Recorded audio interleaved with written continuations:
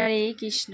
তো সকাল সকাল আমার ঠাকুরের পুজো দেওয়া হয়ে গেছে। আর পিমুলিয়া গাছে কত ফুল ফুটেছে, একটুখানি বৃষ্টি হয়েছে কত ফুল ফুটেছে দেখুন। সেই ফুল দিয়ে সুন্দর করে সাজিয়ে দিয়েছি। আর ভোগ আরতি তো করা হয়ে গেছে।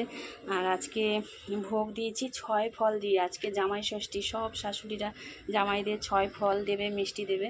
তো আমি একটু 6 ফল আম, জাম, লিচু, কাজু, কিশমিশ, খেজুর, তারপর মিষ্টি দিয়ে আগে ভগবানকে সেবা দিয়েছি।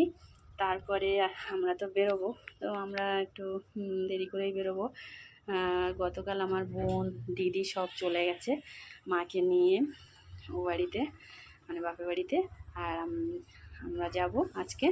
তো কি সুন্দর লাগছে না, সাজিয়েছি ফুল দিয়ে, অনেকটা ফুল, বেশ ভালো লাগে। এবার একটু গীতা পড়ে নেবো, নিয়ে তারপর ভোগ তুলে পূজা কমপ্লিট করব। রাধে রাধে, সবাই ভালো থাকবেন।